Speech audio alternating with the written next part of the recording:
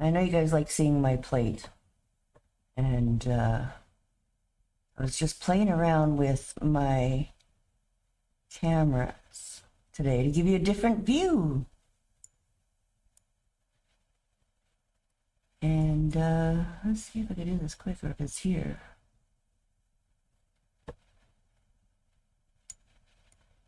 Oh, there it is. How you guys doing? Ready for a fun and easy project? Good. I'm looking forward to an easy project. Yeah. This is like a slip slaps kind of style. There we go. Thank you for your patience there. Wanted to throw my little camera in there so you guys can see nice and close and a little bit farther away. Hopefully you can see my painting in the background. It's a big tall one, and it is a 15 by 30, and it's really kind of hard to get that on my desk, that size, to paint with you guys tonight. So I thought, well, a lot of you like to do 10 by 20 and or even 16 by 20. So there's a couple different ways you can stretch it out and play around, and I thought I would do it. I've already done it on a nice canvas, so I'm going to do it on canvas paper for you guys tonight. And I've sketched off some of my side of my paper, so I can always cut this later, and then this will be like a 10 by 20. So it'll be very much like a canvas. You can practice on it the first time, and make sure that you like the technique, and then go and get yourself a nice canvas or wraparound canvas, and then you can do your design right around the canvas side, and make it a good one, because it always turns out better the second time, I swear. Even for myself, I learned a lot through this project. You know, that's an easy one, but then I got misled a little bit with Donna's pack. This used to be a W oils. She used to do like a traditional oil, but they were water soluble. You could wash your brushes with water, and but they still had a lot of stinky stuff to clean your brushes with, and linseed oils and stuff like that that we were playing with. So I guess they weren't too popular because a lot of us were so used to the acrylic. And then they came out with the pure line to take over it. So still, you got to go get a whole new set of paints for the pure line. And what I was playing around with, the multi-surface acrylics are my favorite.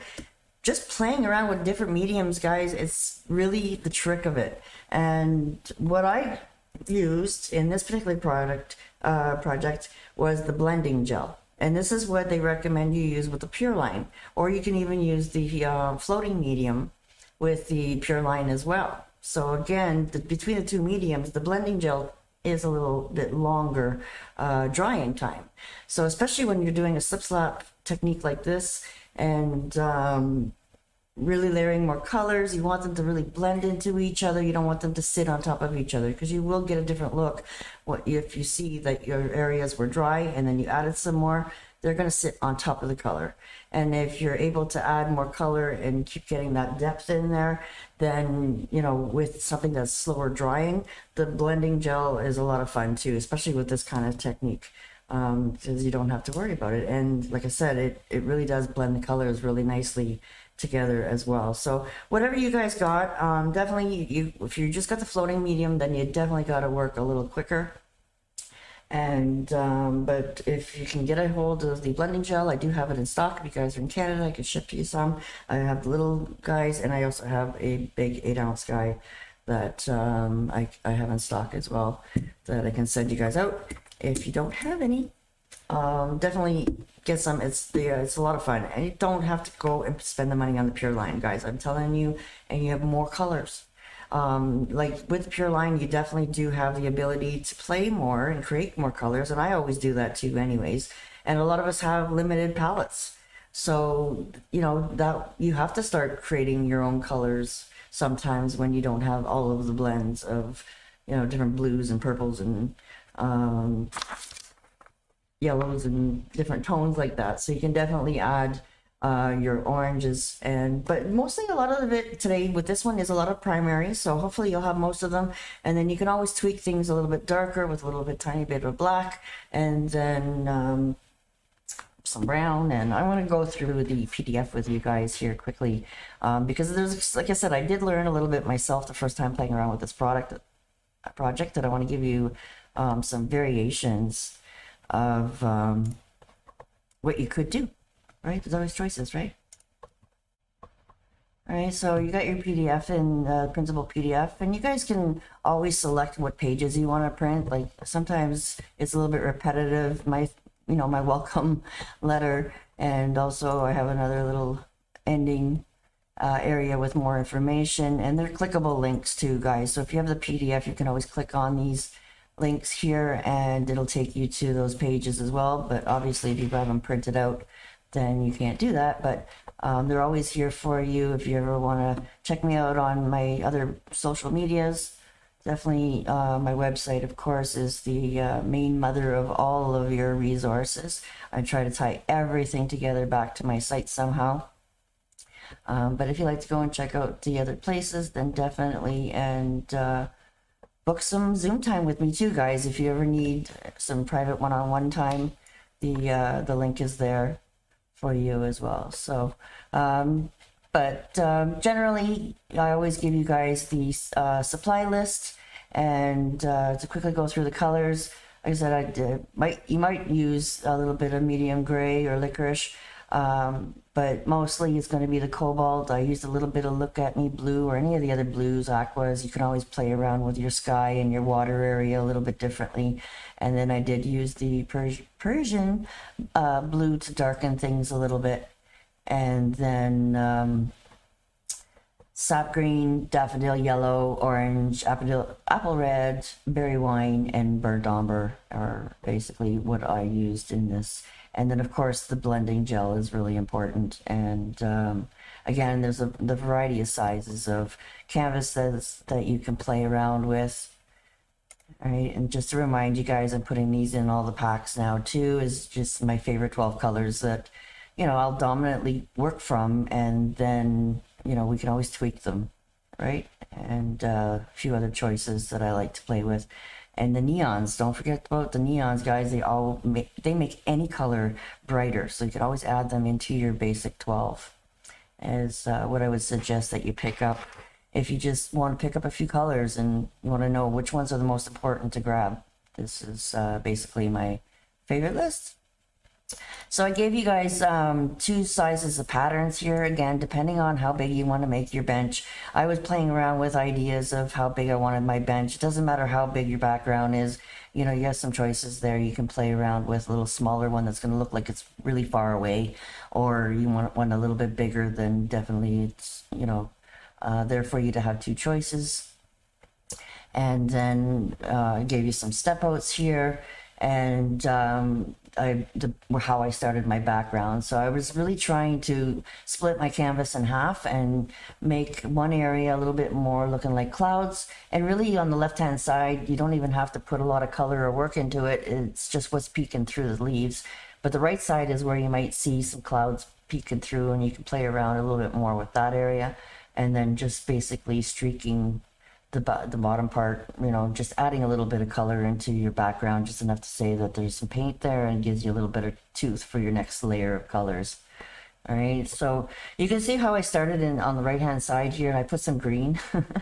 Right, so I was following Donna, right? And then you can see here on this one, it looks a little different because I actually whited it out, and I didn't like all that green, and I wanted to put a lot more yellows and oranges and reds on that side. And so I did kind of change things out, and that's a great lesson for you guys too. I wanted to point this out, especially with this today, is because if you're not happy with things, you can always paint over it. All right, so if you see this page here, it's all like blue on the one side again, and I'm like, okay, what happened there? Because you were putting color in there.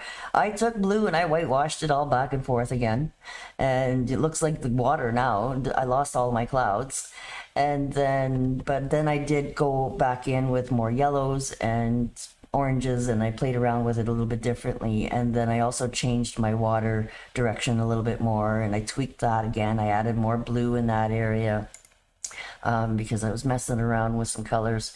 and then I needed to fix it. So I had to explain these step outs here a little bit more today than I usually do, just because of, what I've learned and what I was playing with. And like I said, you could always paint over things, guys, right? You see that big dark blob?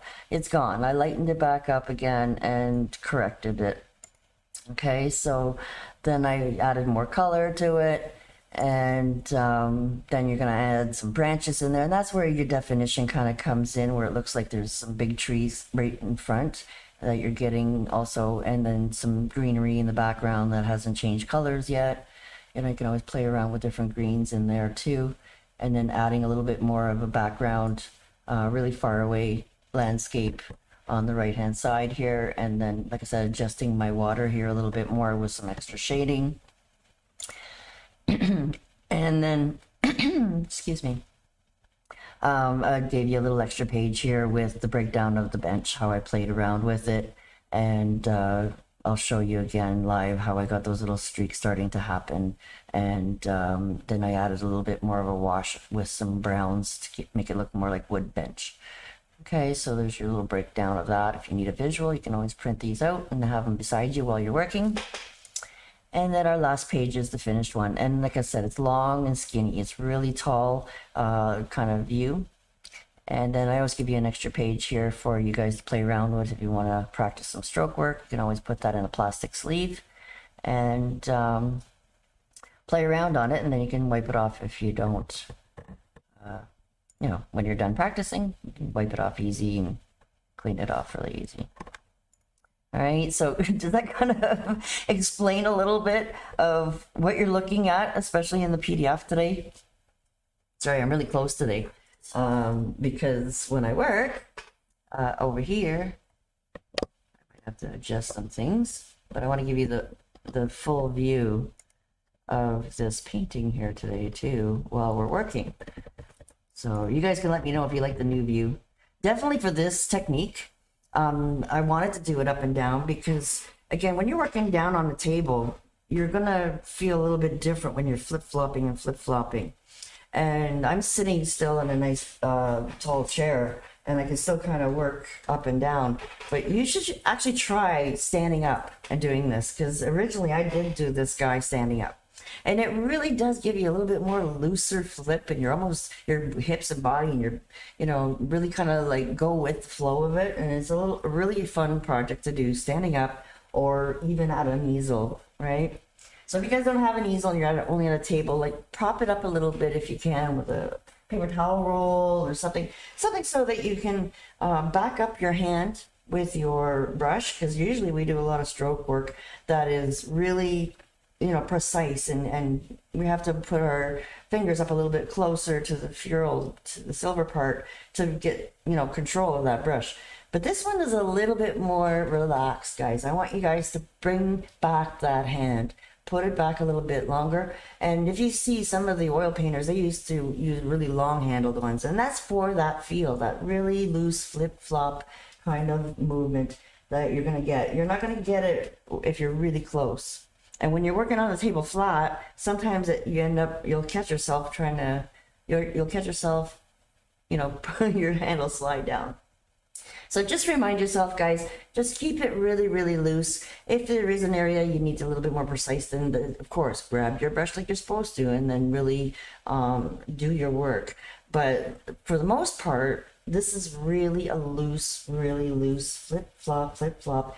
And you're going to love the blending gel, guys, when you get it, if you have it, hopefully. And you're going to feel that slip and slide is going to be even a little bit more than the floating medium will give you. And you'll actually really slip and slide, as opposed to maybe even putting too much translucent in it, because the floating medium, again, if you put too much in it, it's going to dilute your color too much. The blending gel, you don't even have to use as much. So you're going to use less blending gel than you would floating medium. And you're still going to get that slip and slop and slip and slide, and so whatever you want to call this technique. And then, you're still going to get that really good color because you don't have to put too much. Okay, so it's going to definitely extend your drying time and give you the ability to really blend those colors together. And then of course there's areas where we might need to have it a little bit dry because we're going to put our pattern on to put our bench on if you need it.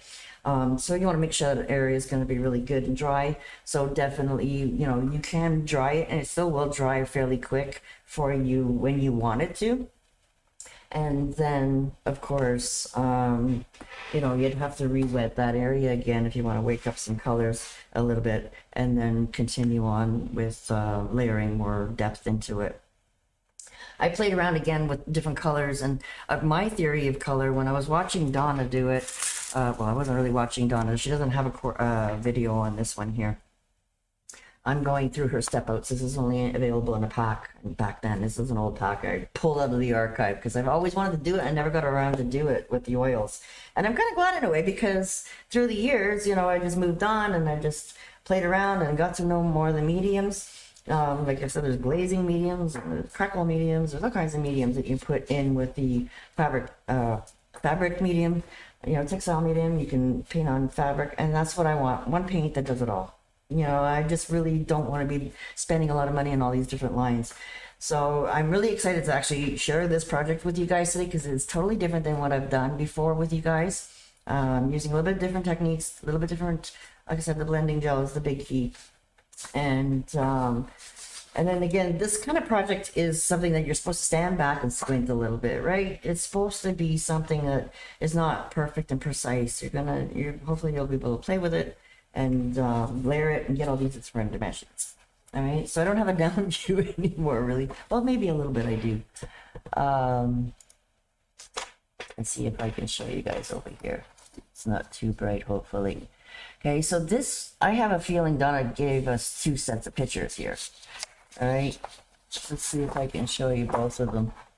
This is a long and skinny version, and you can see, hopefully, there's a little bit of green here, and you know, definitely your yellows and oranges.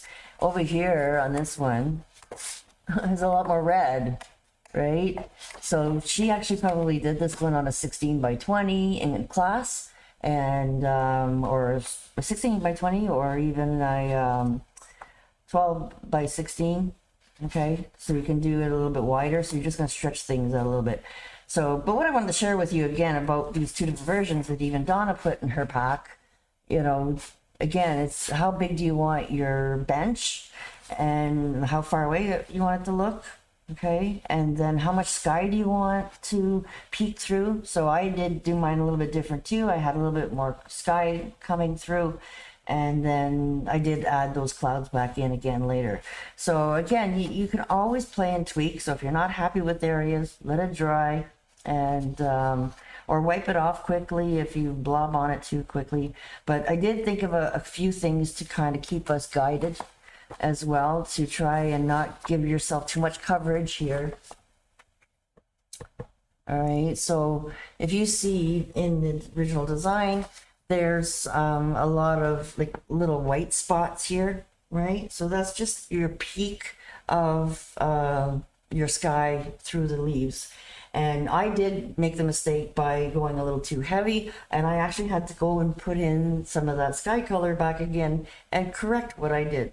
So again, hopefully, I did think of another idea to kind of stop that from happening. And what you can do right from the get-go, guys, is give yourself like a half mark. Okay, so just very light pencil sketch.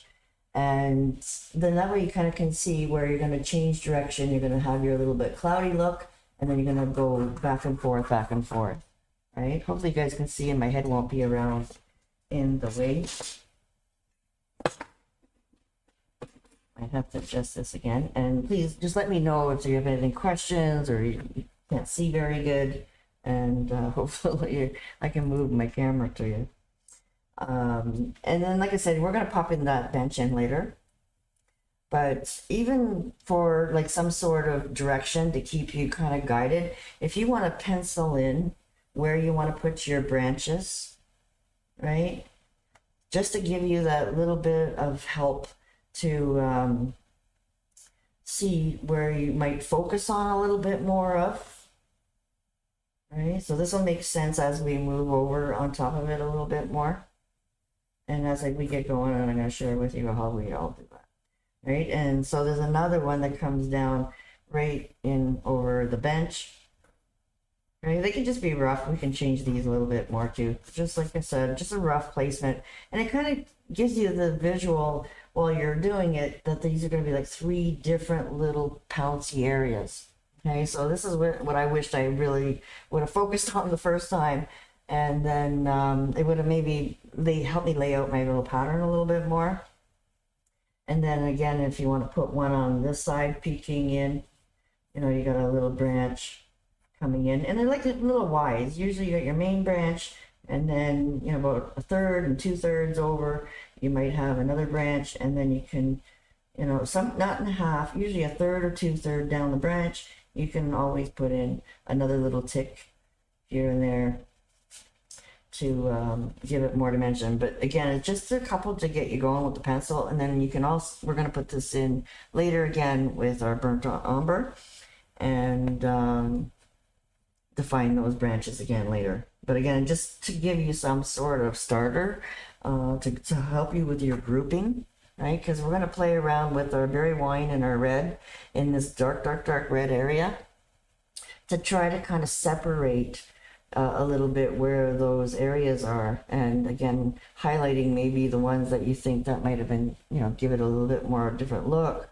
If you really look, they're almost a little grouped in the way Donna did it here on this long and skinny one. This one here, she's just kind of really loosely again just played with it, flop flop flop flop, right? Big brush will give you big plops. Smaller brushes will give you smaller plops, right? So we definitely do layer a couple little areas over again, and then you can do a couple plops over your branches after so that it doesn't look so perfect, right? We don't want all of the branch to look perfect. So I'll guide you through the process. You'll see how we're going to do this. And then also what I want you guys to do is just kind of give yourself, if you want to look at mine, all right, there's only a few, and it's definitely in the higher area. So then maybe up at the top, you might have some breaks that are a little bit bigger. And then as you get closer to the bottom, maybe there's a lot more trees. So, you know, there's definitely going to be smaller little tiny breaks. Okay, so just random little shapes. Again, the paint's going to take over this. Right after we do the blue, you might not see it too much, but on this side, like I said, guys, this whole side is just putting a very light wash of like really light dirty white basically on that side, and then we're really only going to concentrate on getting some sort of little definition started on the right hand side coming down. Does that make sense to you guys? Hopefully you can see. Can you guys see all my pencils there? Not really. No? No. Let's see if I can take a quick picture of it. And my shadow's not in there. And I'll add this to the PDF for you guys, okay? When I give you the recording, I usually, if there's anything that I need to add, sometimes I do things on the fly during the class. Make an extra sheet or something. Definitely I upgrade the PDF, and then I also put the download links in the PDF so that down the road, if you can't save it right away, then you've always got the link right inside the PDF that you can click on and download it. Or I believe sometimes you can even watch it from my cloud without downloading it if you really had to. But then it's also on my site now in the site member access area in our libraries, so that you guys can watch it right on my site as well. So try to give you some different options and easier options. Everything's all together. The link to download it is also on the site now as well. But just to remind you guys, it is inside the PDF and as well, so you can always download it whenever you get a chance.